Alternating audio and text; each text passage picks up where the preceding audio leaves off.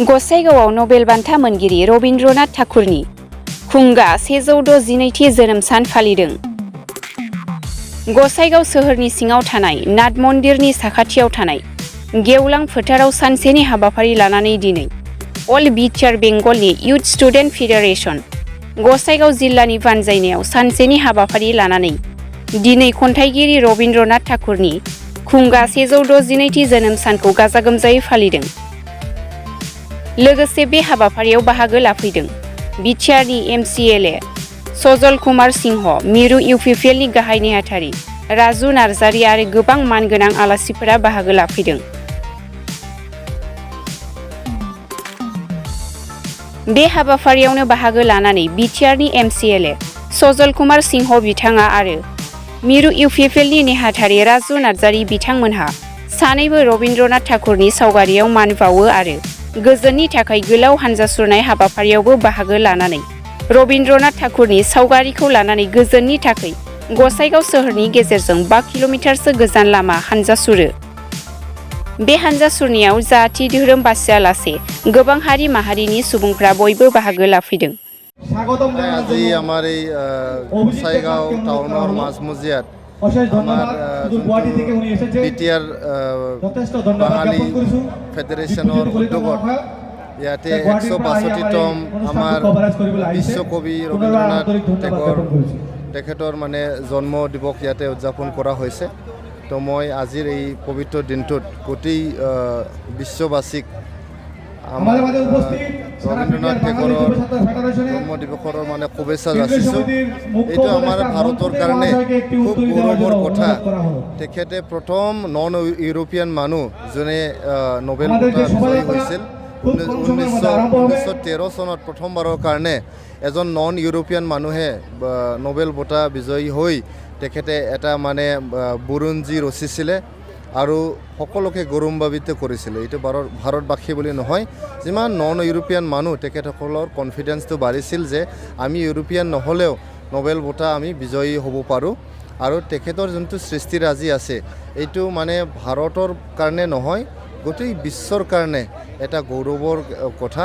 আৰু তেখেতৰ যিখিনি লিখনি, তেখেতৰ কবিতা, তেখেতৰ যিখিনি গীত মাত তেখেতে লিখিছিলে এইবিলাক মানে মানৱ সভ্যতাৰ কাৰণে এটা অনুসৰণ কৰিবলগীয়া কথা আৰু সদায় এইটো মানে মানৱ সভ্যতাক অনুপ্ৰেৰণা যোগাইছে। এইকাৰণে তেখেতৰ জন্ম দিৱসটো বিশেষ মানে এটা ইম্পৰ্টেঞ্চ এটা লাভ কৰিছে গোটেই বিশ্বত, ভাৰতত বুলি নহয়, গোসাইগাঁৱত বুলি নহয়। আমাৰ নৱপ্ৰজন্মই তেখেতৰ যোনটো মানে সৃষ্টিৰাজি, এইটো কবিতাই হওক বা গীত মাতে হওক, এইটো যদি অনুসৰণ কৰিব পাৰে, এইটো যদি পঢ়িব পাৰে, তেনেহ'লে নিজৰ জীৱনটো গঢ়াৰ লগতে আমাৰ মানে সমাজত কেনেকৈ আমি জীয়াই থাকিব লাগে, আমি মানুহ হিচাপে কেনেকৈ জীয়াই থাকিব লাগে, প্ৰকৃতিৰ লগত কেনেকৈ মিলি থাকিব লাগে, এইবিলাক আমি শিকিব পাৰিম।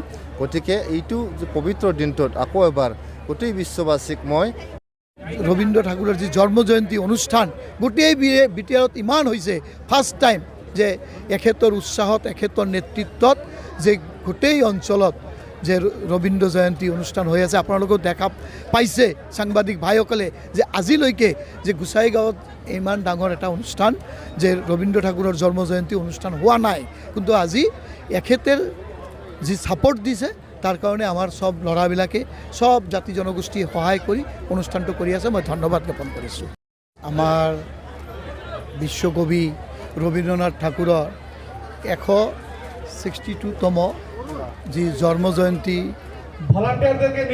উদযাপন কৰিছে। জন্মজয়ন্তীত আমাৰ গোসাইগাঁও সাৰা বাঙালি বিটিআৰৰ বাঙালি যি যুৱ ফেডাৰেশ্যনৰ ফালৰ পৰা গোসাইগাঁৱত যি আয়োজিত যি আজি রবীন্দ্র ঠাকুরের যে জন্মজয়ন্তী অনুষ্ঠান, মই নিজকে বহুত আনন্দিত আর গর্বিত বলে অনুভব কৰিছোঁ যে আজি ইমান ধুনীয়া এটা অনুষ্ঠান যে আমাৰ বিটিআৰত যে আজি আমাৰ ভাই বন্ধুবিলাকে সবে মিলি যে কৰিব পাৰিছে, তাৰ কাৰণে মই ধন্যবাদ জ্ঞাপন কৰিছোঁ। লগত এটা অলৰেডি ষ্টেচু উদযাপন হৈ গ'ল, তো মই ধন্যবাদ জ্ঞাপন কৰিছোঁ। আৰু লগত ইমানখিনি ক'ব খুজিছোঁ যে আমাৰ যি সাৰা বিটিআৰৰ বাঙালি ফেডাৰেশনেৰ ফালৰ পৰা লগত সবৰ যি সহযোগিতা সব জাতি জনগোষ্ঠী যে সহায় কৰিছে তাৰ কাৰণে মই ধন্যবাদ জ্ঞাপন কৰিছোঁ। লগত আমাৰ যে BTRৰ CM প্ৰমোদ বড়ো ডাঙৰীয়াক মই ধন্যবাদ জ্ঞাপন কৰিছোঁ যে এখেতে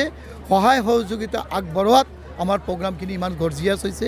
আৰু এটা বস্তু মই ক'ব পাৰোঁ যে BTRৰ চিফ প্ৰমোদ বড়ো মহোদয়ৰ নেতৃত্বত আমাৰ BTRত বসবাস কৰা সব জাতি জনগোষ্ঠীৰ উন্নতি হৈ আছে আৰু সবৰ হৈ আমাৰ চিফ মহোদয়ে সবৰ হৈ চিন্তা কৰি আছে, চৰ্চা কৰি আছে। আৰু আমাৰ বিশেষকৈ বঙালীক ইমান প্ৰাধান্য দিছে যে বঙালীৰ যিমান সংগঠন আছে, যিমান বুদ্ধিজীৱী আছে, ইতিমধ্যে আমাৰ BTRৰ CM প্ৰমোদ বড়ো ডাঙৰীয়াই কমচে কম সব সংগঠন আৰু সব আমাৰ BTRৰ মুৰব্বীসকল বুদ্ধিজীৱীসকলৰ লগত বহি BTRৰ যি বেংগলী বসবাস কৰা বেংগলীসকলৰ যি সমস্যা আছে সেইটো সমাধান কৰাৰ কাৰণে তেখেতে কথাও দিছে। আৰু ইতিমধ্যে যোৱাকালি এখেতে আমাৰ ৰাজ্যপাল মহোদয়ক লগ কৰি যে আমাৰ ই ভোটাৰৰ সমস্যা, আমাৰ যে আধাৰ কাৰ্ডৰ সমস্যা, আমাৰ PRCৰ সমস্যা, লেণ্ডৰ সমস্যালৈ ইতিমধ্যে কথা পাতিলে আৰু অতি সোনকালে এখেতে এই সমস্যাৰ সমাধান কৰিম বুলি কথা দিছে। আৰু মোৰ এটা বিশ্বাস যে 100% আমাৰ BTR CM কামখিনি কৰিব পাৰিব। আৰু মই গোটেই BTRৰ বঙালীক ইমানখিনি ক'ম যে আমি ধন্যবাদ জ্ঞাপন কৰিব লাগে যে BTRৰ CM প্ৰমোদ বড়ো মহোদয়ক যে এখেতৰ নেতৃত্বত যে ইমান ডাঙৰ এটা ষ্টেপ লৈছে যে আগৰ চৰকাৰে কেতিয়াও চিন্তা কৰা নাই যে আমাৰ বঙালীৰ যদি চিন্তা কৰিলেহেঁতেন তেতিয়াহ'লে এই আমাৰ মাটিৰ যি সমস্যা, আমাৰ যিবিলাক প্ৰব্লেম হৈছে আজিলৈকে এখেতে সমস্যাৰ সমাধানো কৰা নাই, চিন্তা চৰ্চাও কৰা নাই।